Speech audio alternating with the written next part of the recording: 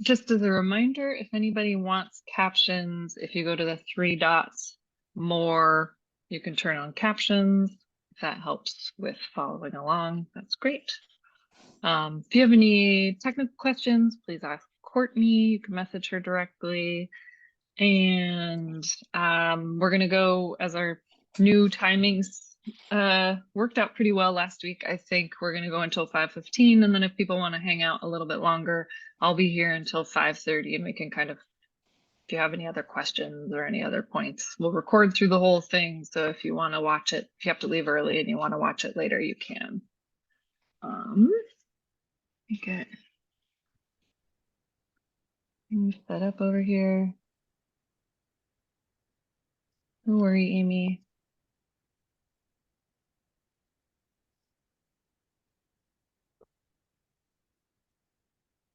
Okay.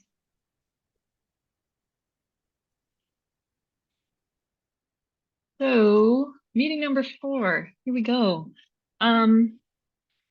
Today's all about trying to get into a little bit more of the specifics of the document that we're going to produce for the consultants that will describe the project. We're going to do some housekeeping announcements. We're going to have a little lightning talk from Vanessa. Then we'll get into most of the conversation and we'll take public comment at the end.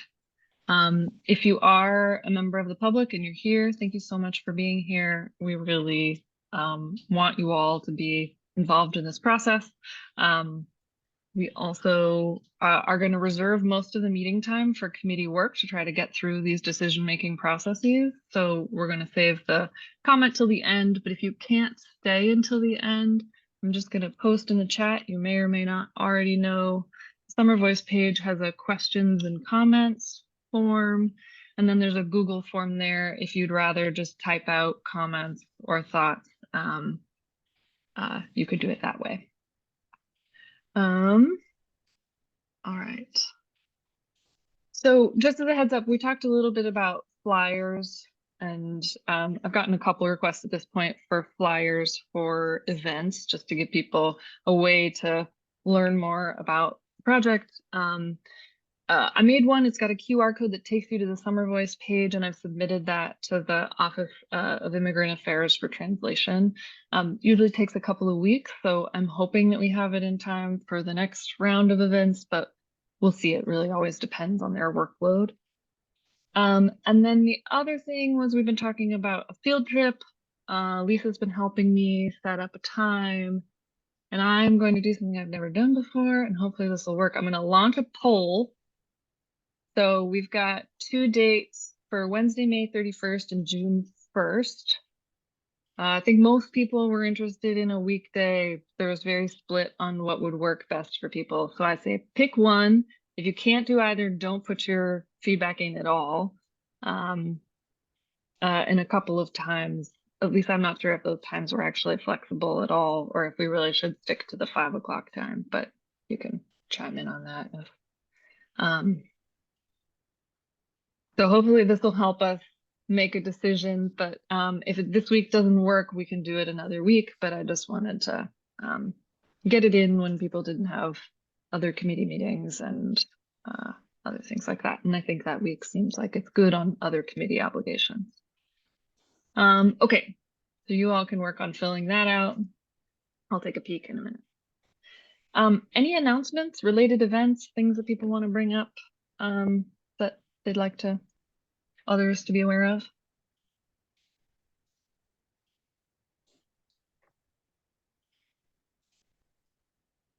I may or may not be able to see your hand. Okay. Looks like, hi, Judy. Hi. I don't know. I think I wrote this somewhere in the big document, but I was on the there was a little tour of Cambridge native gardens, and there's a woman named Jean Devine who is with the Cambridge Garden Club, and they have she actually leads a group of high school students. They're in a club called the Sustainability Club, and so they've been working together on planting native plants. And so, something like that in terms of engaging the community, I thought would be a great idea. And maybe we'll tell Cynthia to bring that up at one of our meetings, one of the garden club meetings. Noted. Thanks. And I'll do that anyway. they were interested in our plan, by the way, too. Oh, great. Cambridge, yeah. Tori's got some leftover plants too.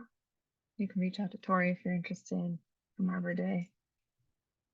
It was a little rainy, so we didn't get as many people as we hoped. Okay, great. Onward. So, last week we kind of talked big picture about some questions like, why are we doing this? Who is this for? What do we want to tell the public, and what do we want them to tell us? And I'm really grateful that some of you have been in that Google Doc trying to answer some of those questions on your own too. We won't necessarily have all of the time today to get into that. So I'm glad that you're kind of engaging with each other and starting to get the thoughts rolling on all of these topics. But a lot of things came up like, are we targeting those people who are already involved, or how do we connect with people who are not yet engaged? Are these for the city staff? And just note when I put city in capitals, that means City of Somerville government. Are they for residents? How do we foster relationships between people, plants, and pollinators? This idea of what's healthy for the pollinators is healthy for all came up. We talked about creating a guide for the city to act more quickly, shifting perceptions around maintenance and land stewardship, looking at land under different types of ownership, connecting with neighboring communities, redefining duty, among other things. These thoughts are all either in the Google Doc, on the minutes, on the Summer Voice page, which you can access at any time. And one of the things that came up was that there's some need for a little bit more orientation to some certain topics. Some of us on this committee have a lot of information about pockets of knowledge that could be really useful for the rest of us to know about.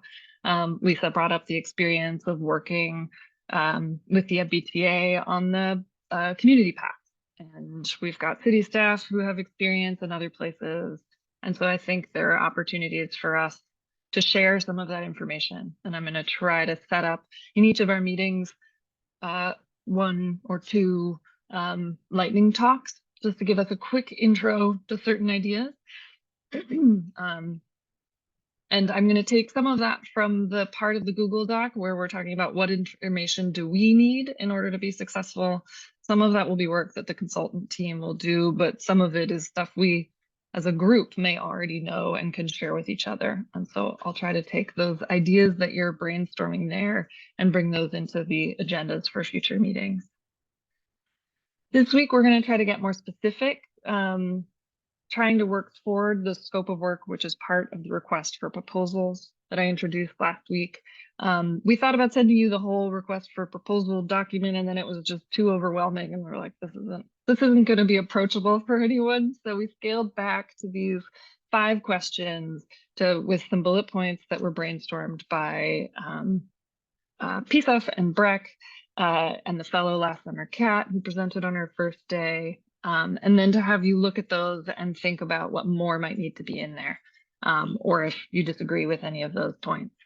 So we'll get into these 5 today as a hope of moving us towards some decisions. And then that I will then take and plug into the outline for the scope of work. So all of those questions may seem kind of big picture and abstract still, but they are essential information for writing out the qualifications for the consultant that we're looking for, the summary of the project vision, describing the project site. Is it, for some projects, that's one little parcel of a park. For us, it might be the entire city of Somerville. And then to describe for the consultant what the tasks and deliverables are for them. So I'm going to take what we learn, and eventually we're going to work it into a full document that will get put out for bid. So I didn't want to send you this today, but that's where it will end up in the end. And for now, we're going to get to this discussion and just talk about those bigger ideas. But if Vanessa can step up to the mic and just give us a little introduction to the things that she has to consider about planting trees. This is just sort of one example of when you're in the city, all of the things you have to coordinate, consider in order for just planting one street tree. So. Thank you. Hi, everyone. Some of you may know some of this, but let's get everyone on the same page. So moving along to the next slide, please. All right. So before I started working for the city, we were planting about 50 or 60 trees per year. And then we've been moving towards planting more and more trees. Now our goal is to plant at least 350 trees per year through my division, through my urban forestry program. And then we plant additional trees on top of that through other projects like parks projects, capital projects. I don't count those trees that are sort of one-off projects towards my 350 tree goal. So we have been meeting that goal. You can see, the trend over time has been increasing. With that bump in 2014 was a big push. But pushing to plant a ton of trees at once doesn't necessarily mean those trees are going to survive. So I plant my 350 trees very carefully, using the right tree in the right place with the right method and the right tree care. So what goes into choosing first the planting sites? I plant a lot of trees where I get 311 requests to do so. If people want a tree, I am going to guess that they are going to actually care for it and not try to harm it. So that is one big push. Also, where we have to remove trees along streets or in parks because they're dead or dying or otherwise hazardous, we try to replant trees at the same property or a nearby property so that we're replacing the canopy that had to be lost. We also have this prioritization matrix that came out of our urban forest management plan. So that was taking an overview of the canopy cover of the city and plugging in a bunch of other variables, which you can see here, to sort of highlight areas that need more tree canopy. Some areas need it more than others, and it was limited also by basically currently open land. So these spots that are highlighted in any color are land that's currently, dirt or grass or some sort of vegetation, not, asphalt and cement along our streets. So there is a limitation to how this analysis was done.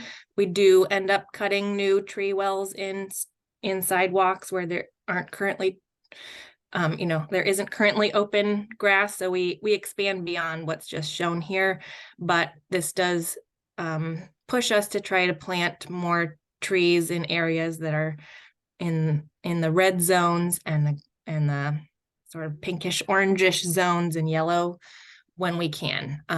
We also have a canopy cover map by ward, which we didn't put a slide in for this, but we have lower canopy cover in wards 1 and 2 and maybe another one. So I have to pull it back up. So we do try to focus some in those areas too. One thing you may notice or may not know, but I'm going to tell you, is a lot of these red areas are actually not city property. So the red in Ward 4 there, the red and orange, I don't have control to show you the circle. Yeah, right there. Thank you.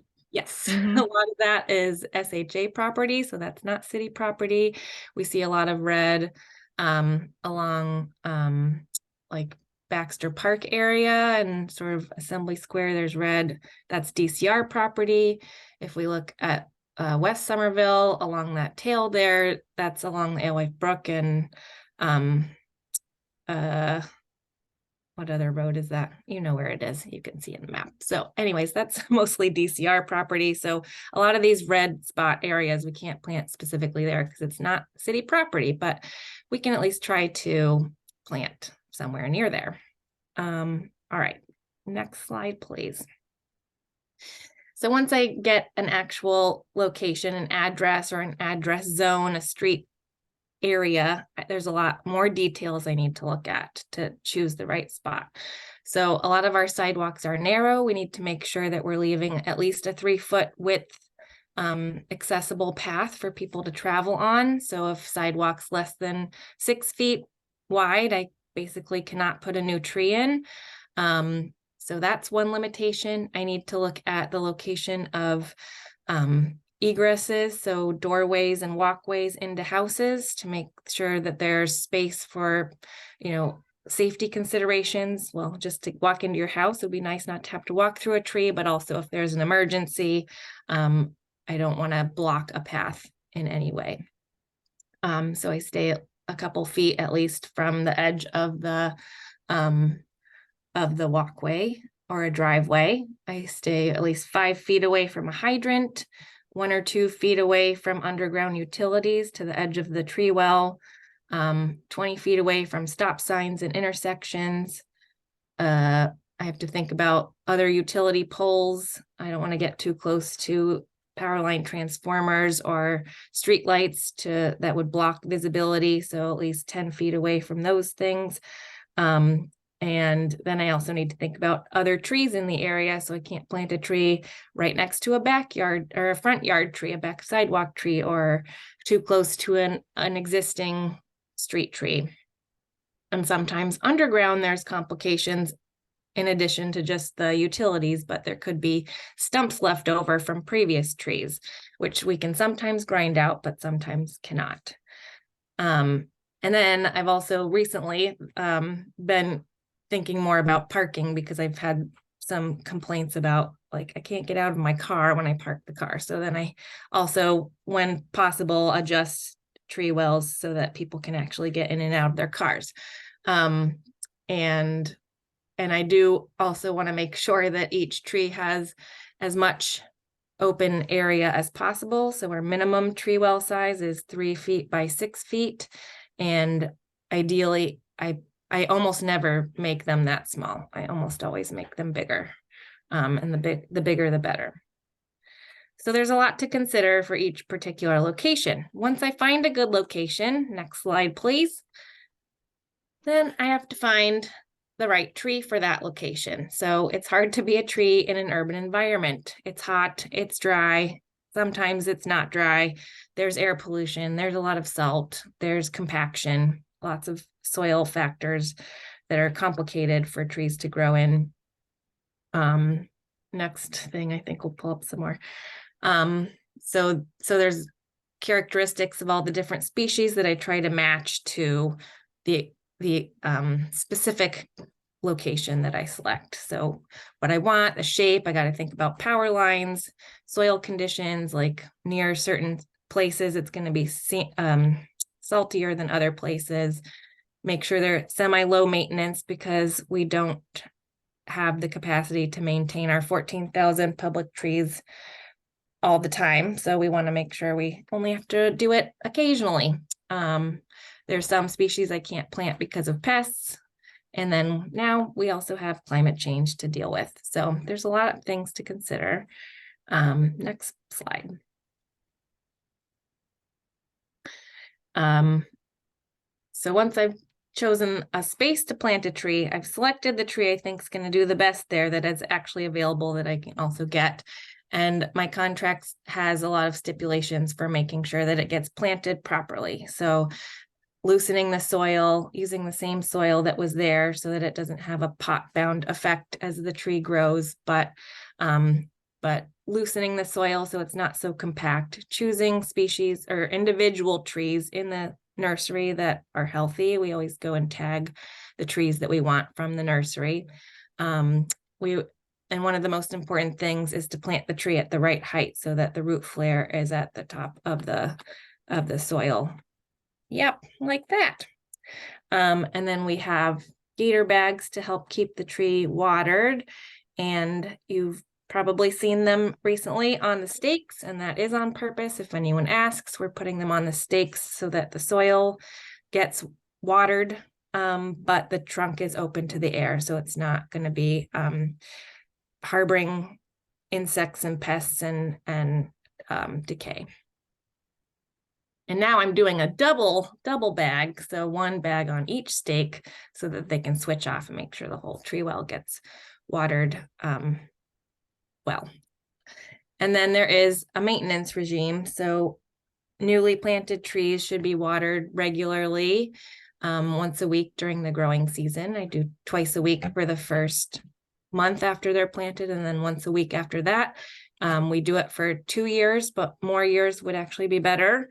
We make sure that they're properly mulched, not a mulch volcano, but a mulch donut, making sure that the mulch doesn't touch the trunk of the tree, because that can make the roots grow on the trunk and can also make it a spot for decay. Trees do not actually want fertilizer, except for maybe some very long, I forget what it's called right now, long-term fertilizer, like very slow release, that's what we call it, or just, some basic compost. And we don't prune them for the first 3 years, except for dead branches or broken branches, but you want to give the tree time to recover from transplant shock before you start snipping off its branches. Do I have anything else? I think that might be it. Oh yeah. And then the Urban Forestry Committee started this great Adopt a Tree program. So we're encouraging people to adopt the tree or any tree they want that's been planted recently. We have them up for adoption within a year of when they're planted, and people can sign up to adopt them and help watch out for them, take care of them, water them if possible, pick up garbage from the tree well, and call me if anything goes wrong.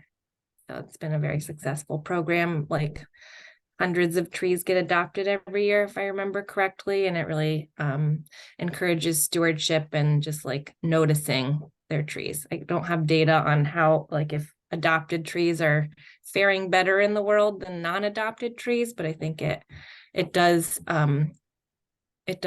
make people feel more ownership over our street trees. So I think it's an important way to get people involved in our urban forest program.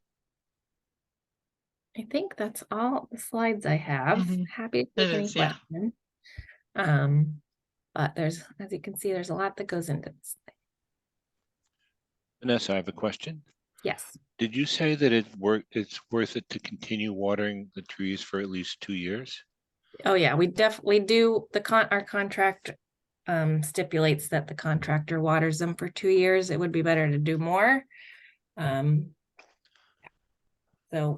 hopefully people who adopt trees are watering them beyond that. So if we have a new tree on our street with bags, we should keep filling them. Yes, please. Okay. And I would like to say thank you I've noticed all the different variety of trees that you're putting on our streets. So Powderhouse Boulevard used to be what do you call those maple trees? Norway maple desert. Yep. And as they die off, we've gotten all kinds of wonderful varieties, and I've appreciated that. Thanks. Yeah, the goal is for the native planting ordinance to plant at least 50% native species on streetscapes, and I've been hitting that, exceeding it just a little bit, but working more and more to get more natives on the streets. I think I got a sourwood, which I think is a native. Nice. One of very few sourwoods is. So I have like a 30-page scope of work for my contracts. So this is why it's a little overwhelming. I think it's very technical, 30+ pages. This is how I want you to do it. You better do it this way. So just wanted to start off there just as a way to be like, okay, here's just for a tree, what the considerations are that go into it, and just something to keep in the back of your minds. You can always ask me now some more questions about this.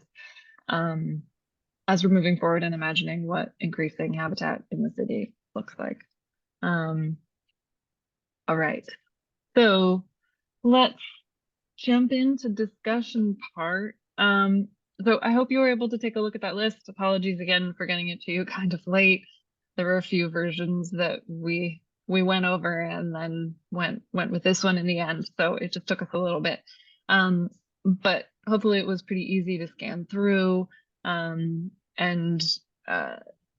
we're gonna now just sort of take a few minutes. We're gonna switch over to a Jamboard. I don't know if anyone has experiences with this. Um,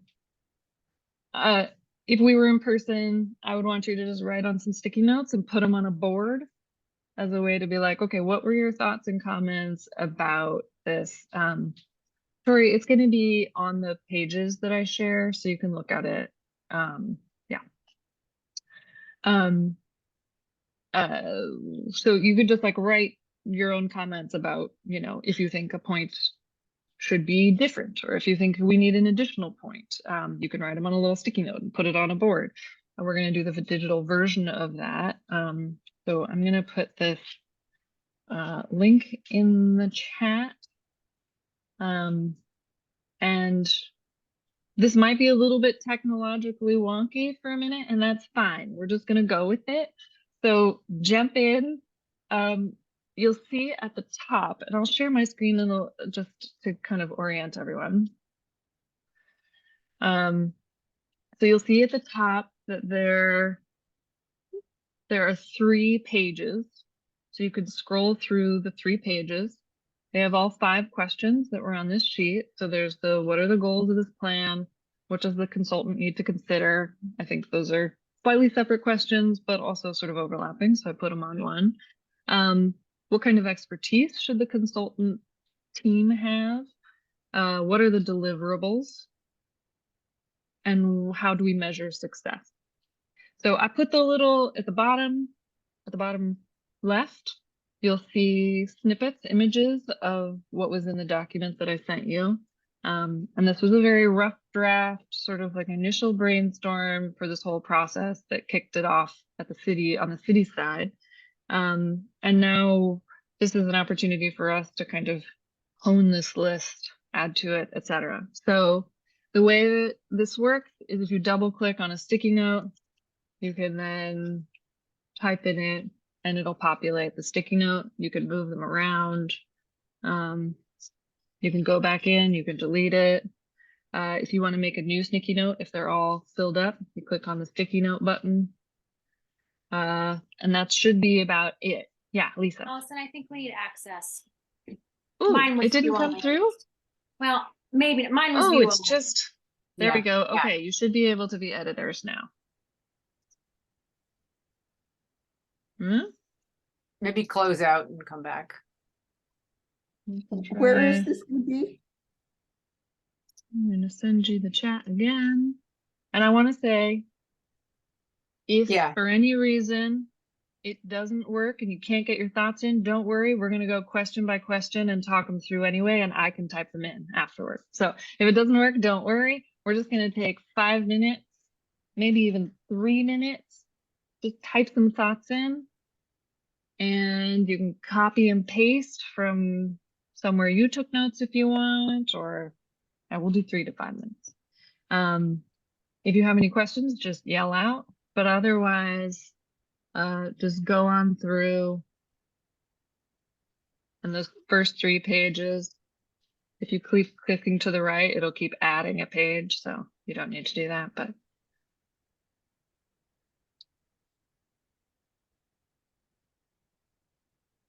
Sorry, so this is anything we've already added to the list we should be adding here, or this is in addition to what we've added? So if you wrote down and if like on that Word document, some comments, just copy and paste them in here. This is a way for us to just all see the comments. If you put them in the Google Doc, which was a separate set of questions, and maybe that's a little bit confusing, but Google Doc was trying to talk about, you know, the public engagement questions that came up last week. You could always copy and paste from the Google Doc if you ended up putting them in there. So this is the But- brain blitz document. This is the Brain Blitz document because this will be what we use. The Brain Blitz is like those 5 questions are going to be what we use in order to populate that scope of work, to describe to the consultancy and what we want them to do, what we need them to know, who we need them to be, etc.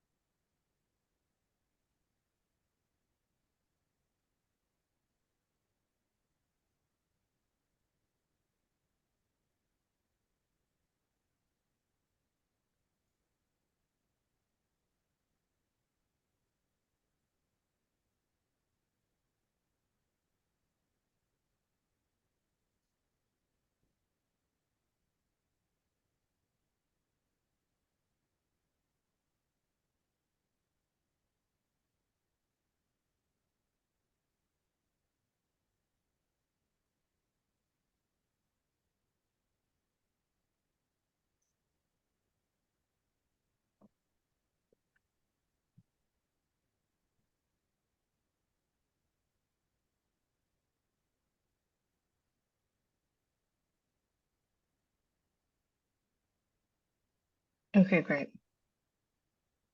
Thanks all for doing that.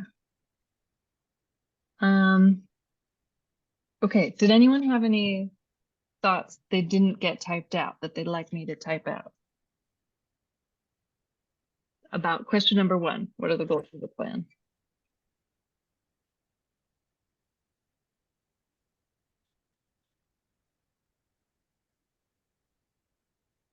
Got it on there?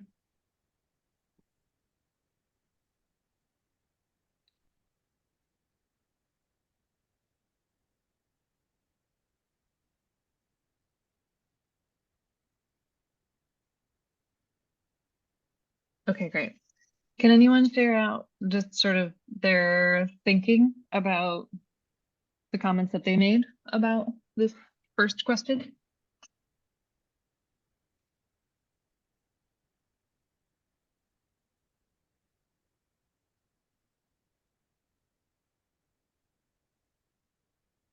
I think one thing for me that when we reviewed the other plans seemed to be missing from all of them was really some sort of specific goals or timelines or accountability to actually see any of these things implemented. Like they seem to be just lists of ideas, but no, I mean, I realize that they can't enforce saying the city has to do this, but at least a guideline like this is what we think the city should do.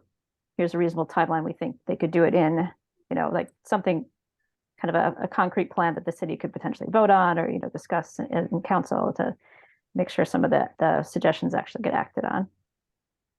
That was the main thing I added for that one.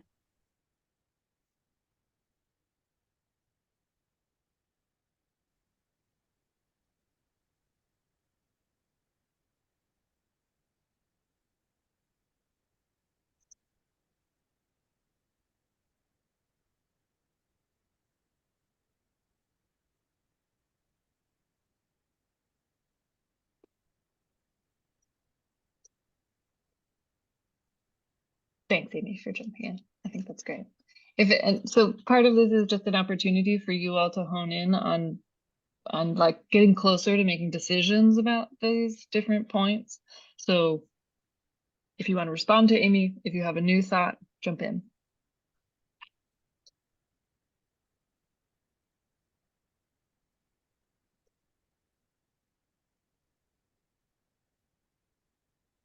I totally agree with Amy. I mean, I think the best thing the most important thing to come out of this whole process is that there is an actionable plan that, that the city and the residents can follow. So yeah, 100% behind it.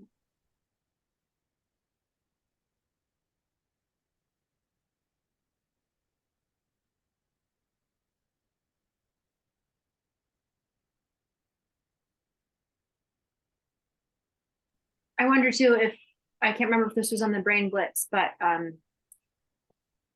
no, maybe it was on this. Having, obviously doing baseline, what pollinators are here right now, and then I mean it's not like it fails if it doesn't increase, but some sort of annual survey just to keep us remembering that this needs to happen. Or a goal, maybe a goal for increased habitat square footage, something like that.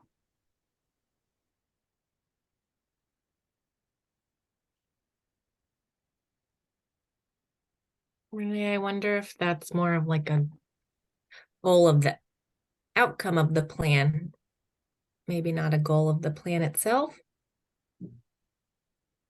Because we need to, I don't know, I see it as like something we need to write to know how, I mean, a goal of the, I don't know how to phrase this, but like we do want to increase habitat square footage, but we need to figure out how to best do that. And to me, the plan is figuring out how to best do that. And then the implementation of the plan, I guess, is the increasing square footage. Well, I put in this, wait a minute, let me get back to where I can see my screen. How do we measure success?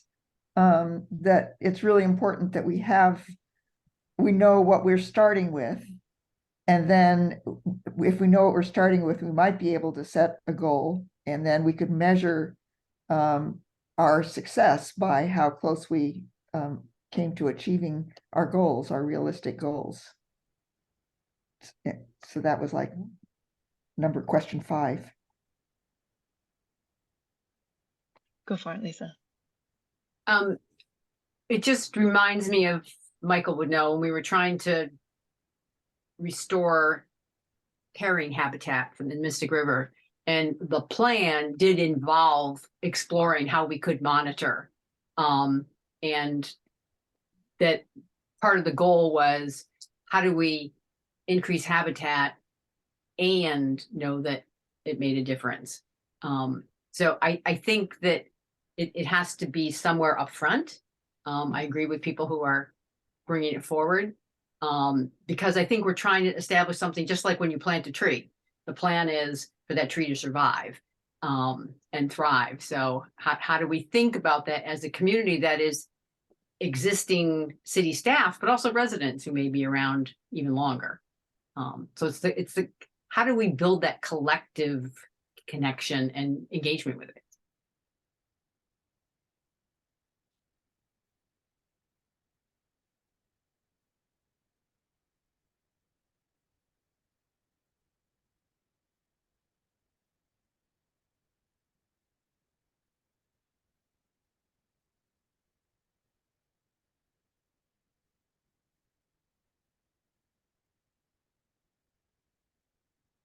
I wonder if it would be helpful to start from ways to measure success then. Since that seems like it's on people's minds, so I wonder if maybe we begin there. It seems like there's some thought about needing a baseline is an important piece of that. Yeah,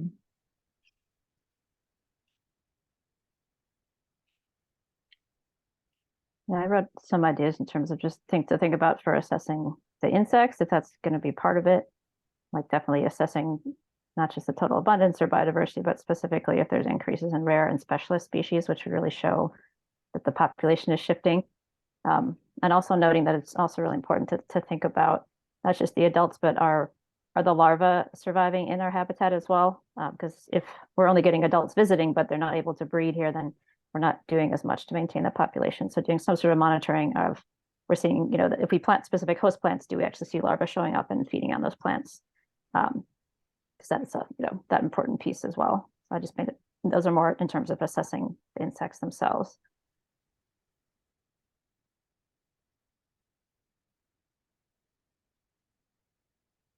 Amy, can you speak to who would do that work? Is that, I think there's a level of familiarity with the topic that you would need. Yeah. I mean, you need some type of assessment plan. I mean, I've done similar assessments on a smaller scale, much smaller scale than an entire city. Like one little patch I've done, but so it would, that would take some funding and someone who can kind of develop the assessment, the people within the plan, or they'd have some outside consultants who are more specialized that could develop that plan, and then some sort of funding for the actual surveying. That would be, it would be work on the groundwork to get people to do that.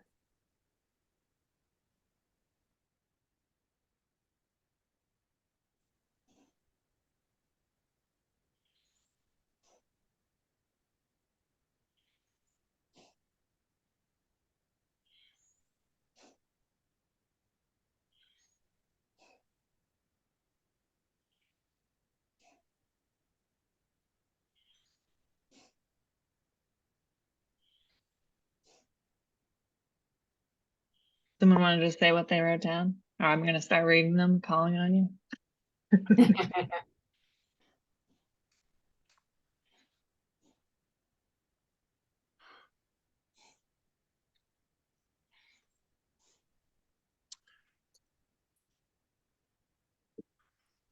Yeah, Lisa.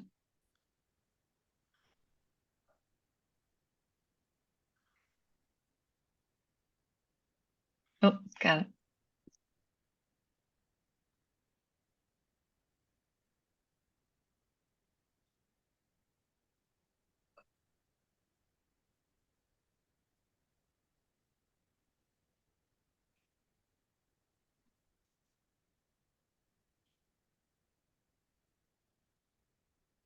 I think one of the goals needs to be a educational component that is really, at least the framework is spelled out on educating the public about why this is so important. Whether they're part of the the baseline surveys and the following surveys, but I mean, to reach the public in a broad way, I think we need we can't just say we need to do that. We actually need guidance on how we're doing that and how we're going to reach the most people possible in the most effective way. So if I can translate that then to how we would describe this within the scope, we would be saying we're looking for a consultant team who can instruct us in how to reach the most people, or are we calling out specific groups, or is it about creating certain materials for us to be able to use, or really just identifying sort of strategies that we can then take on? Yeah, I mean, I would think it might be both. Maybe we develop our own materials, but they tell us what the materials are the most effective or something. But yes.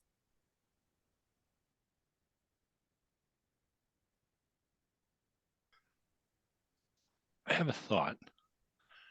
I've dealt with a few consultants in my day on the Conservation Commission, and most consultants are really very knowledgeable and they work hard. But I don't know how we would do this, but could we find someone who can actually communicate the love of insects in addition to being a consultant for the city? I know it sounds kind of weird, but a lot of people are squishy about insects. I mean, I just had to go downstairs and rescue my wife from a ground beetle that was in the living room. And if there was someone part of this consultant team who was like happy to get down in the dirt and pick up bugs and have them run all over their hands and say, look at this, it's a, whatever. And, show people where insects were that they didn't even know and what they do. Someone like that. In addition to being obviously people who can write a good cogent plan for the city that says all the things we want to say.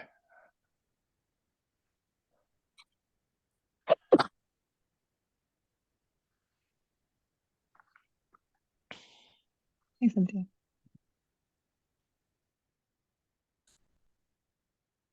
In terms of the I love that idea of having the consultant also be someone who loves bugs.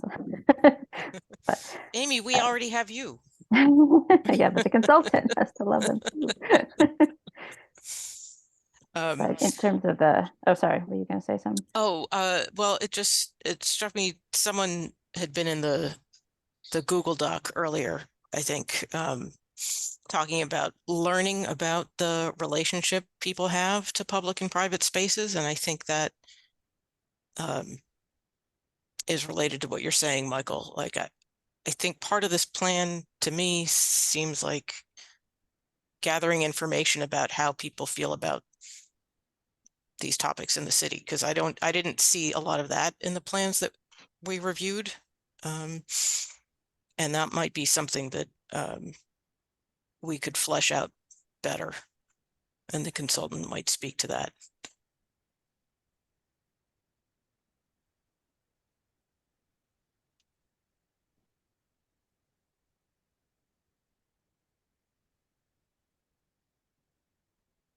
This might not be the right place for this particular topic, but I think if we only succeed in Somerville, that's nice and it's helpful, but it's not making a huge difference if we're not looking regionally.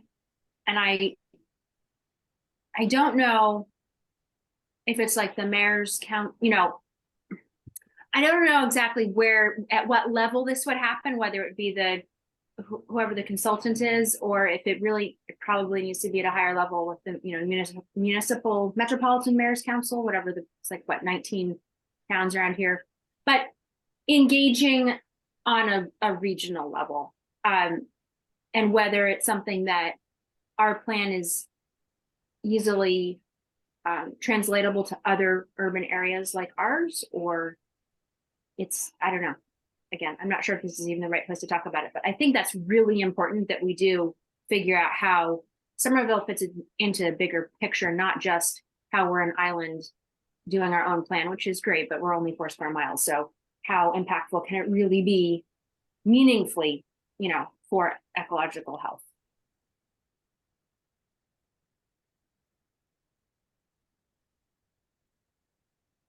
I think that's something that's come up a couple of times about that sort of cross-town regional connections. And so for writing this scope, then, you know, like, can we translate that to one of the goals of the plan is, you know, assessing or, you know, like fill in the verbiage there of like, how can we describe what that goal might be for a consultant team? That could be for a question for anyone, because I think it's something that a lot of you have said that you feel strongly about.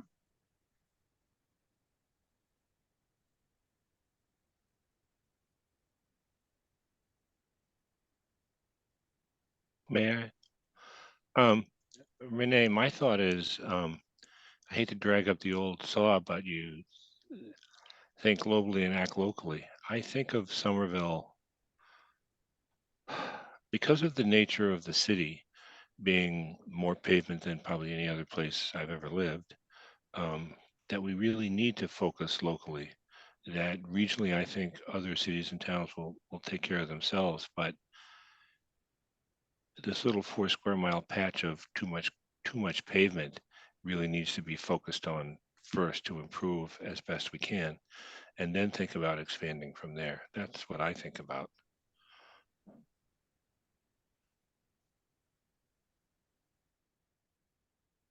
Michael, I think it's important. Sorry. Go ahead, Lisa. I think Somerville is important, but the bugs don't really care about the geopolitical boundaries.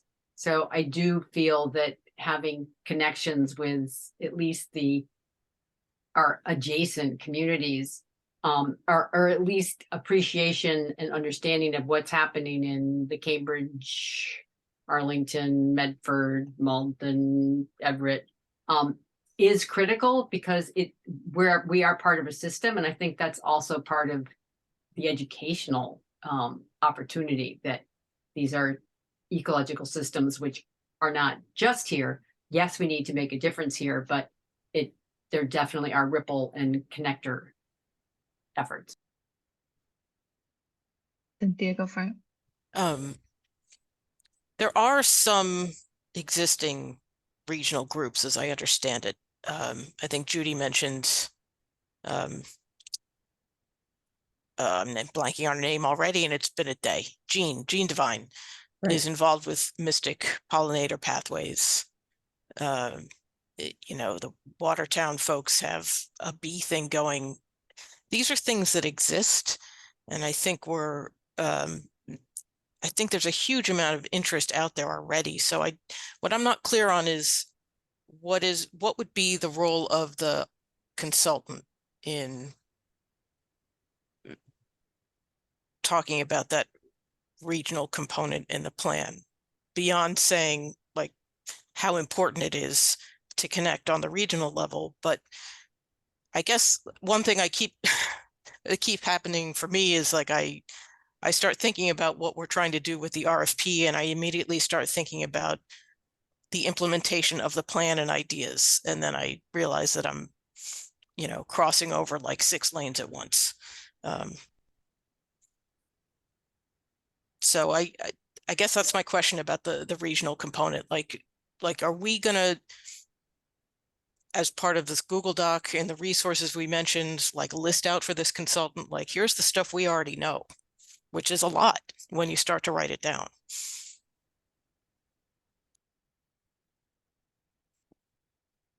Yeah, I mean, I get maybe it doesn't fit into the plan, but does this advisory group make a recommendation to the mayor, or I don't know. I don't know. I think one of the things we can ask the consultant to do is to consider different scales.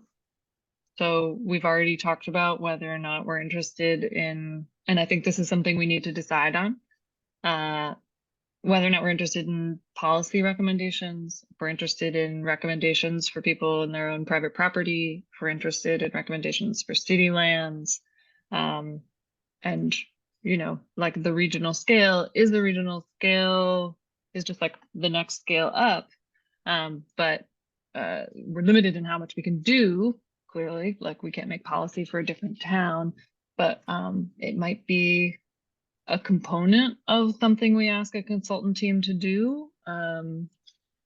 And deciding what those different scales of intervention are that we'd like the consultant team to dive into is something that we can illustrate in this scope, and we just sort of have to decide it in this group what's most important. I think one quick thing that I want to add in is, well, we may not be able to directly influence other municipalities. I think it's important for us to consider what they're doing, because what they're doing might actually kind of constrain and also open the door for what it is that we can do, especially if there is projects that are going on right at our border, specifically on the Cambridge side, where there's a little bit more vegetation. I think, well, we might not be able to affect them. Their plans in future development might affect us, especially as it comes to canopy kind of on the border there. So we might kind of need to have a scope that looks at the border, even if we can't ourselves affect it, because we may be affected by it.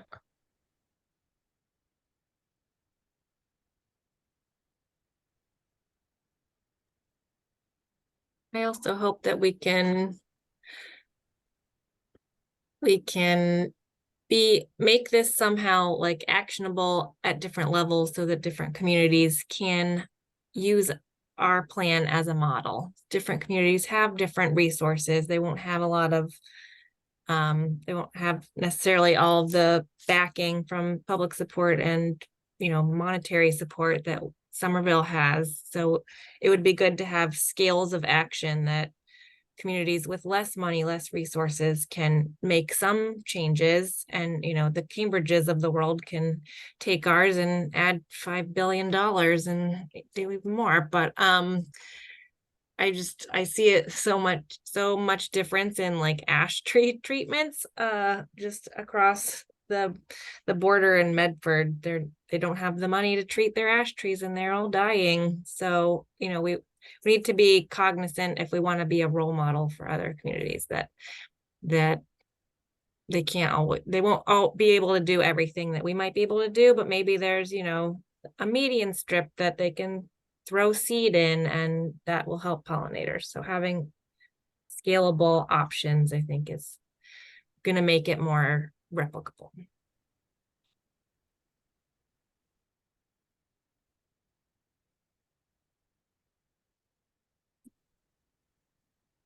Hey, Lisa. This is maybe more on the other document than here, but Renee can probably attest to this. Some way to have some connection for educators, because educators are catching on to this topic and are asking questions. They'll write and say like, hi, I want to plant a pollinator garden next week with my 30 fourth graders. What do I plant? And there's a lot of questions before that, and I think we're all getting many of those. So it's just been sort of bubbling around this last week or two in how to think about that audience. And I think this is getting to the education piece and where Somerville could be a model. Like how to look at the state required learning and figure, and this is not what the consultants would do, but maybe a piece of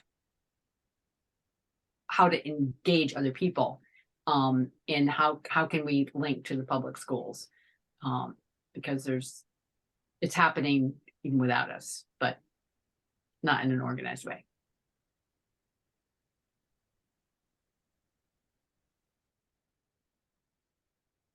So just in the interest of time, and I'm grateful you all have gotten a lot of great ideas out on this board in addition to voicing them here. So it's going to go back to the some of the more specific, like let's just start with sort of the most basic one of what type of experts do we need on this team. So if we look at the list that's on the Jamboard slide 2, bottom left corner, in this initial brain blitz, we wrote, or not me, but other people wrote, a team that understands the urban environment, climate change, environmental justice. It should include horticulturalists, arborists, ecologists, entomologists, landscape architects, urban planners, and any other professionals who specialize in this work. And we're going to look for a team composed of members with a track record of academic research, practice, and implementation. I wonder if, I see other thoughts here. And I wonder if thinking about this core consultant team who will be writing this, we're asking a lot of this consultant team potentially. They may or may not have all of the expertise that we, could dream up, but I wonder if anyone could just share their thoughts about addition, subtraction to this list.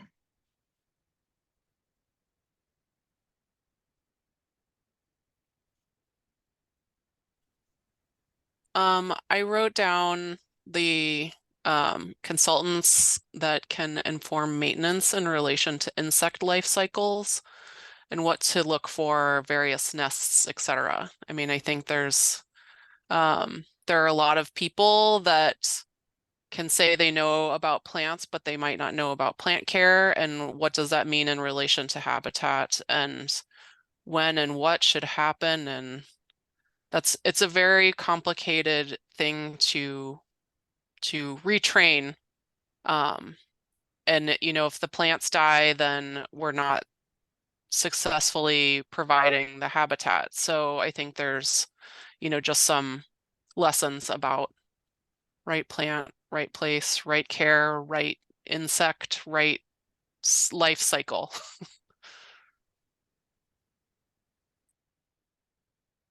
Renee? I think having a consultant who's willing to, I mean, we have such a brain trust in this town, who's willing to actively wants to work with resident groups, Earthwise Aware on to do the surveys, or in Green Oak and Somerville, we've been depaving. Maybe we start offering depaving to more people if they know it's part of the plan, or just working with local groups, the garden center for whatever, for all of just, I think that's a really important component of this.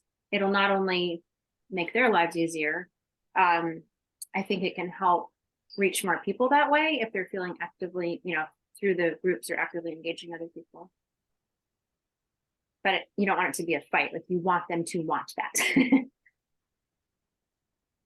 To help the plan reach more people, or to help the interventions and the ideas reach more people? Sorry, I know I keep confusing that. They're both good. But I guess, I was really thinking of the implementation of it. But probably working with those groups on the plan would be helpful. So they're being set up to do that. Yeah.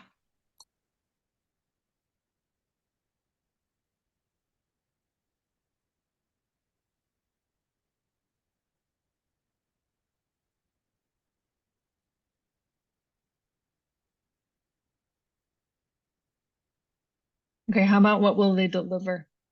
We've got, sort of, there's a study of habitat and pollinators. There was a report mentioned. Vanessa, I wonder if you could speak to this. I'm not sure what the thinking was on, like, a sort of maybe an interim report of some kind. And then the action plan was short, mid, and long-term goals. Does anyone have any other thoughts about that? I think we were just sort of describing what we envisioned the plan to be. Like, Yeah. a report is just a smaller or less descriptive way of saying the action plan. Like, I don't think it was anything separate. Okay.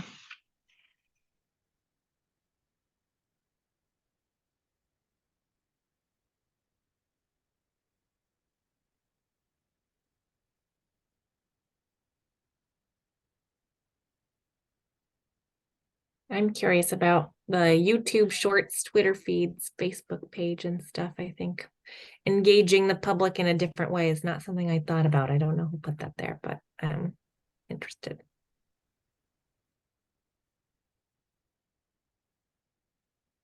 Yeah, it's a good idea, especially because I think I've seen a couple of city commissions really get online traction and kind of build their own kind of attentive community of people. I think charter reform did that really well, and I know they had a huge public relations budget, so that's, maybe we obviously, I don't think we're going to be doing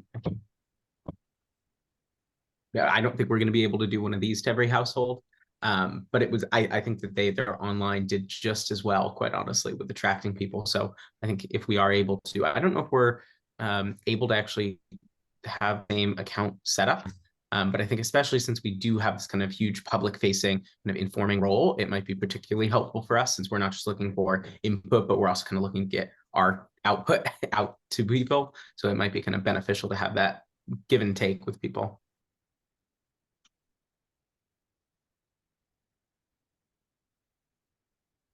I wonder if then part of the like this consultant team needs to be good at communications work.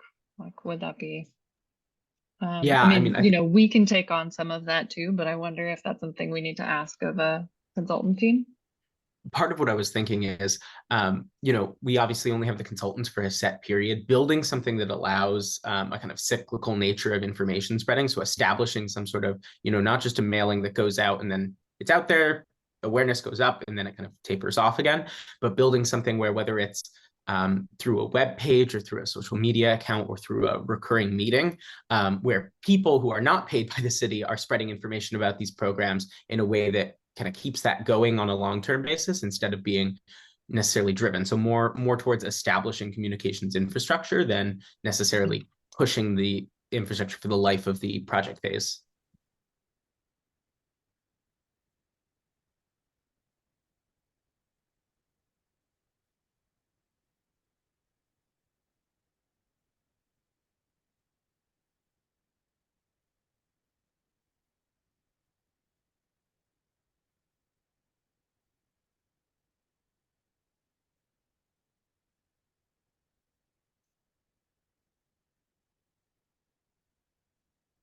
And then maybe, we'll just take another, oh, I guess maybe we should wrap up. Anybody have any other things that they're seeing on there that they think are interesting that they want to call out? Maybe not everyone who wrote them is still here, but last comments.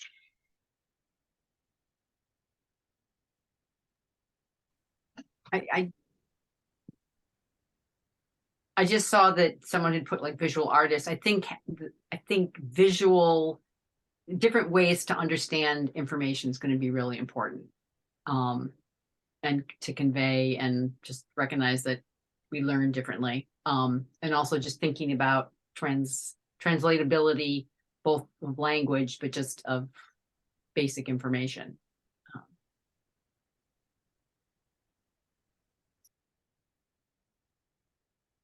I really like the action steps. So if you can only do one thing, what would that be? I feel like that might be helpful to have a few real top level suggestions for people.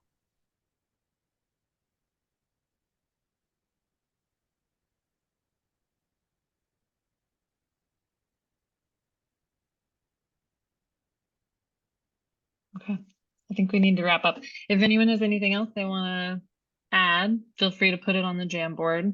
I'll go through this later, collect comments, and we'll just continue this conversation next time because we just gotta keep getting closer and closer to making decisions. And yeah, these conversations all help. So thank you all. So let's take a few moments for public comment.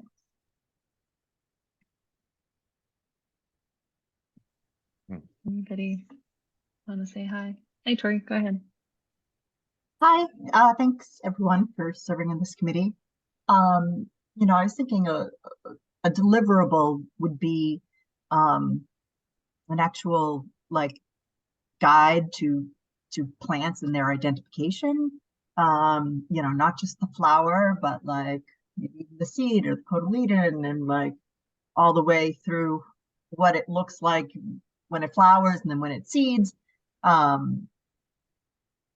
have a ton of pictures like this, and I don't know if it's something that would be on the consultants or something that we would do collectively, but just so people know when they see it, like whatever, a tiny plant. Oh, what is that? Oh, that's like blah blah blah. So that type of guide I think would be really helpful, and it would be really helpful for DPW. and the other deliverable along those lines was, I think, in some, like a maintenance guide on how we do ecological landscaping and how we can, how do we transition our DPW to start, getting in the habit of leaving the leaves. Because we have a lot of signage that says like leave the leaves, this is habitat, and several times like the DPW just haven't seen that, and they feel badly after. So it's like how do we communicate that to how we maintain our public spaces, and again how we encourage private, people who own private spaces to get in the habit of like not raking the leaves or putting them in a pile. So it's my suggestion. Thanks, Tori. Chris. Hi, I'm Chris. I am so excited that this project is happening. I can't tell you. I just found out about it. My only thing I'll say is that I'm a tiny evangelist in my little neighborhood for native plants and pollinators, and I'm wondering how the work of this committee relates to like people and their little front yards or gardens, or what, how the work that you all are doing relates to like me and my neighbors, and how we can participate and plug in, or you can support us or we can support you, or something like that.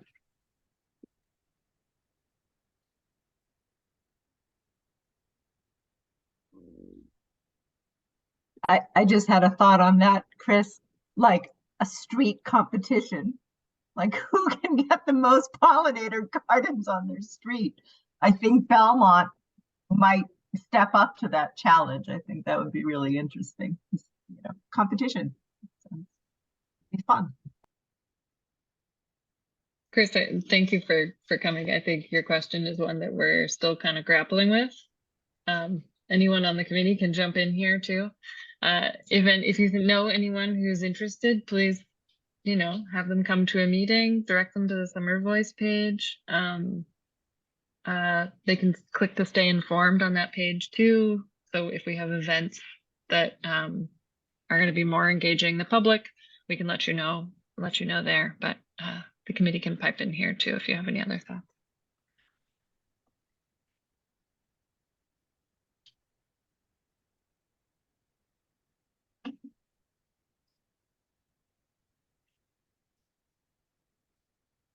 Or maybe later. Or maybe later. I think we're still kind of early in figuring out what the involvement is for private residents. And so just keep coming back or keep checking back, whatever you'd like. Glad you're here. Anything else? Anyone else wanna?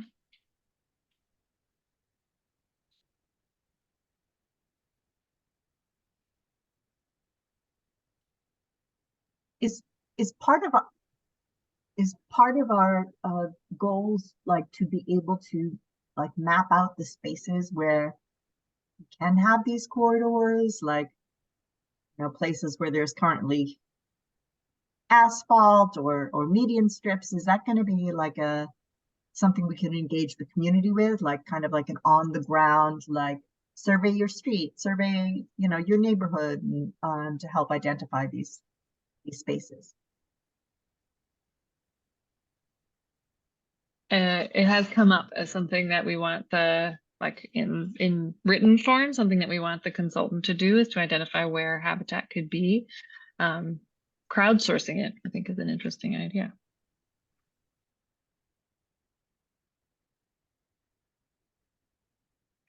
Okay. Oh, Cynthia? Oh, Did you just unmute? is it you or city folks that would give the consultant information on things like, is there a water source? It's one thing to say like, this is green space where you could plant something, but like Irene is attending this meeting. Irene coordinates our public spaces for the garden club, and watering is a big deal.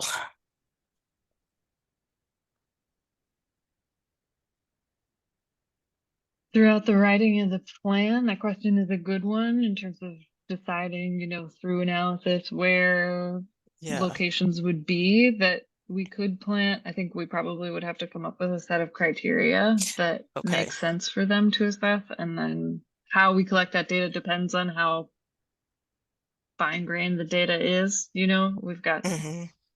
you know, GIS data that can tell us where impermeable surfaces are, where asphalt is, where lot lines are, you know, many things, but there's certain things that do have to be just sort of discovered at the ground level. If it's city property, we might know that a little bit better among city staff, but there would certainly be some accumulation of information that would have to happen for, depending on how fine grained we want that to be. Yeah.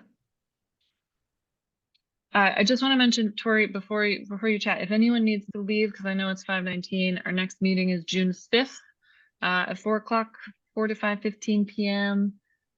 Same Zoom link. We'll be here continuing this work, and I'll send the community updates on next tasks if you have to leave. Okay, thanks. Okay, go ahead, Tori.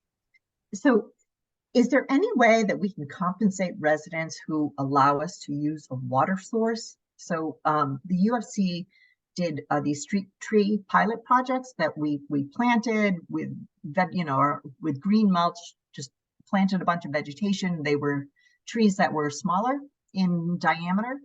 And so when we planted them, we knocked on doors and said, "Oh, will you help water these trees?" And some people were like, "Totally." And then one person, like, we did it once, and she just thought we wanted to do it once. And we came back next time. She's like, "I pay taxes in the city and they don't do anything for me, so I'm not going to water." Like, is there any, could there be compensation for getting permission to use a resident's water source? I don't know the answer to that question, but it's something we could explore. Certainly, like if that consultant team wanted to see if there were ways to incentivize, you know, sort of stewardship, I think that would be something, you know, like your Adopt a Tree program is doing that. If there are other kinds of methods we could explore for that, I can't speak to the financial feasibility of it. It's way above my pay grade, but you know, we could definitely like note that, ask that question, look into that through the process of developing this plan and see if there are ways to support, you know, private citizen care of planted areas. Maybe we could like plant a tree in their yard and say that's like an exchange. Right. I'm noting it. We'll return to that idea.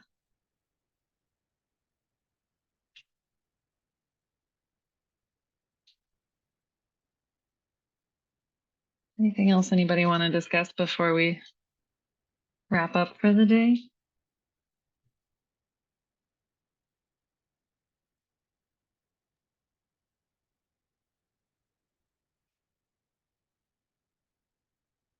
I just noted in terms of our experts, we probably need experts who are in micro photography. Theo Dugankirk has been documenting our Morse Kelly garden, so she's someone I can help tap into. You know, we've used a lot of her images in our signage because she's just gets the critter, you know, focusing on the insects and pollinators. So in general, that's going to be important. And I know Claire O'Neill has one of those magnifying glasses on her iPhone, so she can take those types of pictures, and probably something we all might want to, you know, invest in or encourage people to get when we start doing insect counts. And I don't know if we've brought up Nick Dorian. I'm sure he's come up several times, but he runs. You know, We're in touch. Yeah. You're in touch. So he does surveys, and he has teams. And you know, Renee mentioned the mayor's summer jobs program. Have the ecological component and stuff for the kids to do. So however we can weave them in, they're a resource.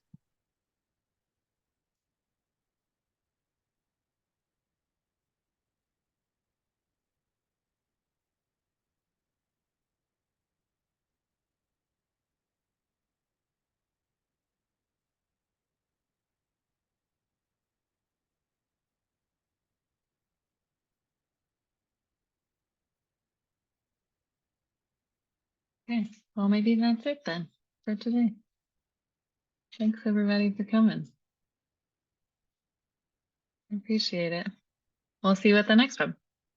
Thanks, bye. Bye. I